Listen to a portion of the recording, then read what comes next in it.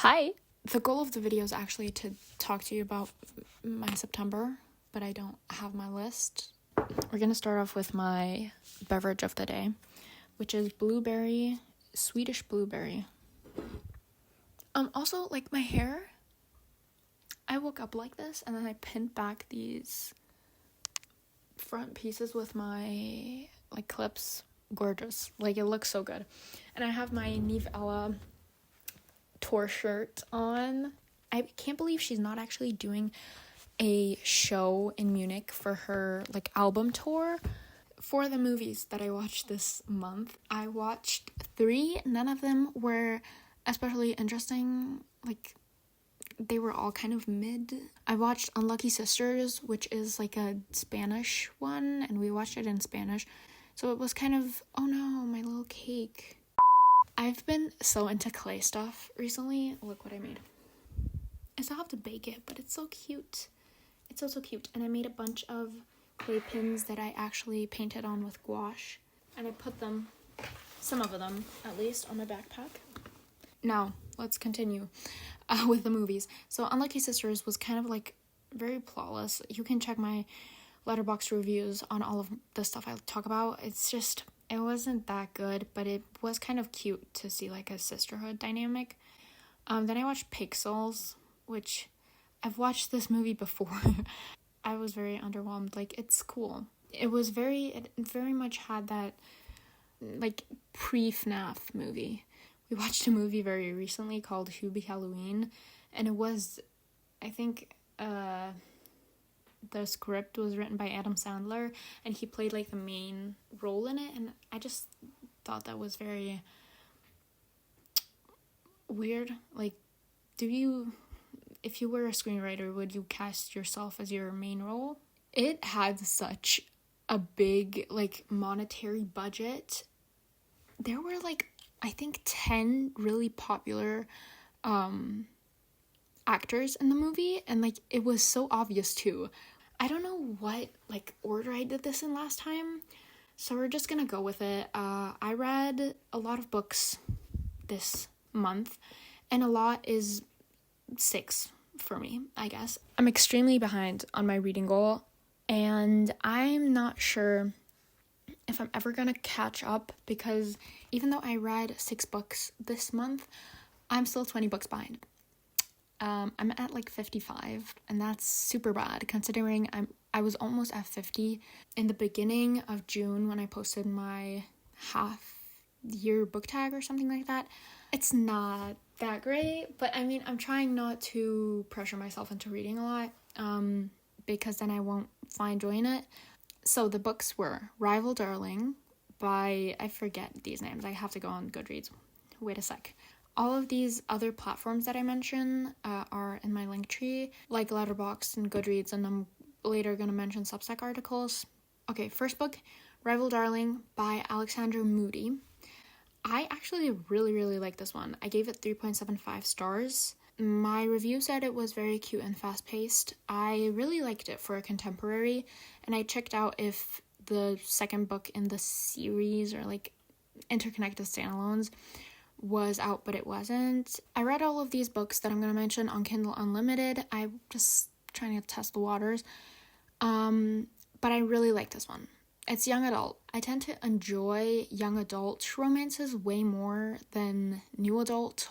Okay, next, I read Graceful Burdens by Roxane Gay, and this is a dystopian that is loosely, well, is it though? It's a futuristic kind of a dystopian short story by Roxane Gay, like I said, and it discusses themes of how will the world maybe end up if women keep losing their rights to bodily autonomy, and if this whole beauty industry thing continues on. And in the book, pretty much people have to have perfect children. I didn't actually review it, but I actually liked it. I think it's one of the better stories on Kindle Unlimited. The next book was Lovers at the Museum by Isabel Allende, and I thought it was okay. I gave it 3 stars. Pretty much said it was good if you want to stack up books for your reading goal in my Goodreads review, and that was like what I was trying to do. So it was fine for its purpose, but I don't think if you want to read anything special, you should read it. Next book I read was Tutoring the Player, which is the second hockey romance I read after Rival Darling. But this was just way worse written. This was really bad. So I'm just gonna read my Goodreads review. Female MC being infantilized as well always, male MC being a dick and objectifying the female MC, and the pregnancy trope in the epilogue to top the whole cake off. Definitely a book. This wasn't great. I mean, the cover on Goodreads tells you all you need to know. It's absolutely horrendous. And the asshole of a main character, like the love interest, had one of my friends' names, and I was really put off by that. The Sweet Daisy thing, what? It doesn't make sense. Why would you pick that as a name? It is so bad. I'm sorry to Rebecca Genshuk, who wrote the book. Then I read 2 Into the Shadow short stories. A lot of authors write in these communal series. I'm sure they're based on something, but I'm not sure what. So, the first book was What the Dead Know by Nevo. I'm sorry if I said that wrong. But I really, really like this. I gave it 4.5 stars. And my Goodreads review was, I like the aspect of the main character using the prejudice of others to her benefit, and I enjoy the paranormal/pagan imagery and spooky atmosphere. And then I read The 6 Deaths of a Saint. This one was more recent, by Alex E. Harlow. Sorry, I keep saying that wrong. I didn't review this, but it was so great. I really like this. This is a story of this. I feel like I'm gonna spoiler it because it's a whole journey to be reading this. You pretty much know about this little demon. A lot of things happen, and it's about her life. But I don't want to spoiler it. But it's really good. And if you like stuff about knighthood and maybe kings and saints, because that's in the title, and stuff like that, and maybe also a really cute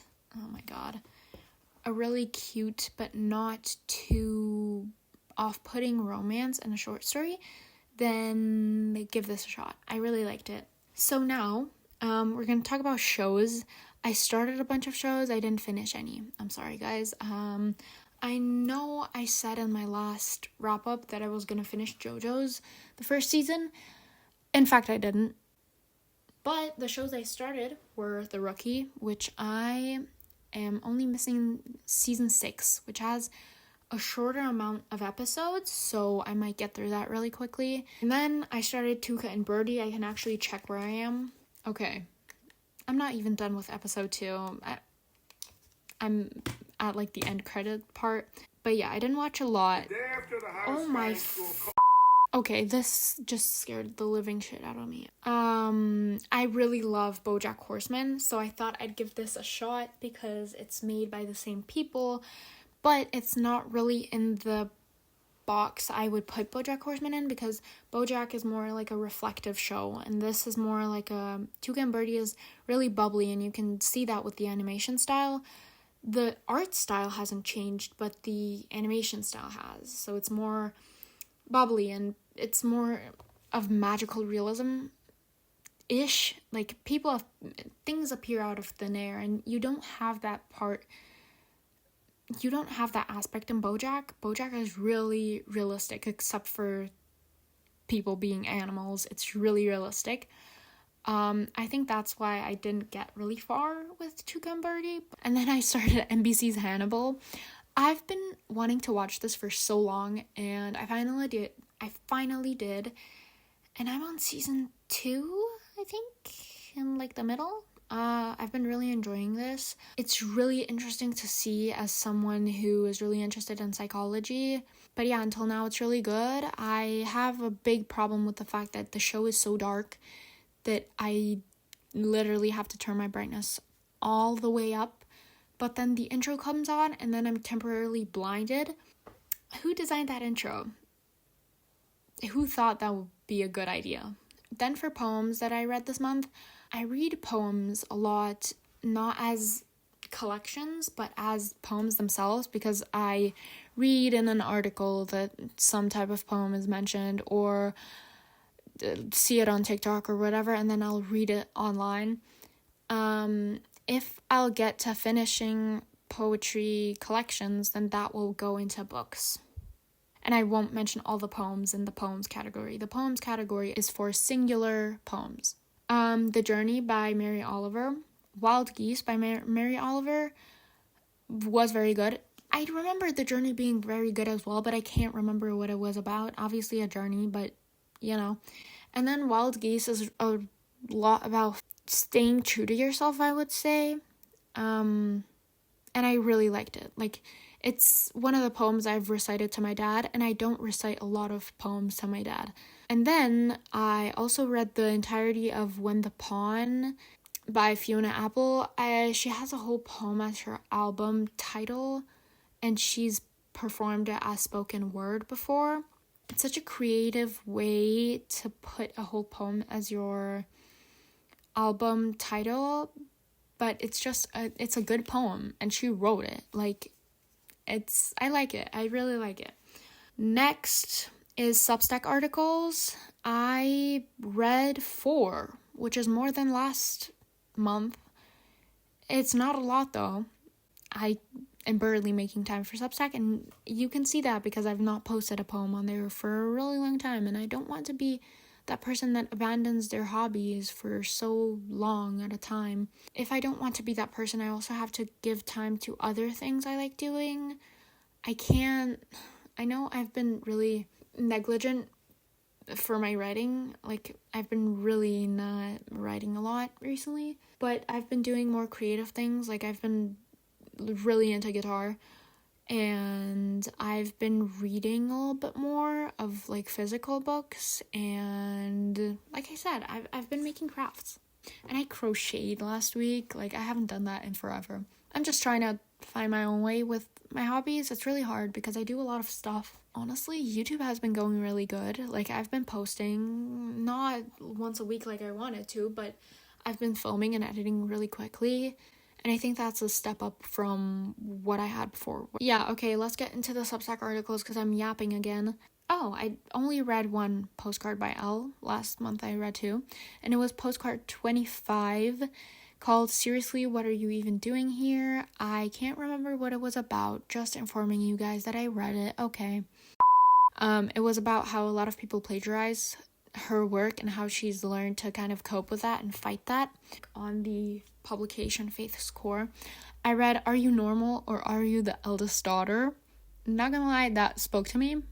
I have a lot of habits and a lot of things that I'm so precise about because I am the eldest daughter, and I have so much that I speak to my brother so freely about because I want to teach him the stuff that I didn't know. I'm eating my frog on the publication Lunch on Friday. So, the article was talking about how the author always feels pressured kind of into doing all these things for other people because she wants to say yes to everything and kind of go on all these little side quests, but she ends up not only saying yes to things she wants to do anymore and more being like this kind of person people use to get their way, and it's kind of a different type of overworking yourself, maybe even socially, and I kind of saw her point. I feel like I'm well aware now of what I'm comfortable with and what I'll say yes and what I'll say no to. Also feel like I'm doing a lot of random stuff right now at the moment, but I'm kind of enjoying it, and I'm enjoying talking to a lot of people and, you know, kind of branching out because I've always felt confined to the walls of my school to make friends and stuff, and that's great. Like, I've made a ton of new friends, but it was also great to meet someone from another school who I can be super, like, good friends with.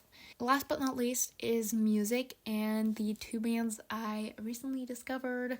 One of them are my baes, Neve Ella. Guys, Neve Ella's bassist. And the part where Neve sings and he'll plead and he goes, please, please, please. And then the next band is Mama. I just found them on Spotify. It's not really that, oh my god, climactic. I'm gonna tell you guys which song I like from them a lot. It's from the Two of Me album. Oh yeah, Bug House. I really like Bug House by them. They have a lot of monthly listeners actually, but their merch is really affordable. And I'd also like to mention Edith Piaf for music, because I've been listening to that sometimes when I'm stressed on the bus and it slaps. Like, yeah guys, that's it for the video. Maybe comment what you would like to see next. Maybe a reading video, who knows? I feel like I'm reading so little. Please, no classics. If it's a reading video, no classics. Bye. I've been loving doing this gesture. It's fun.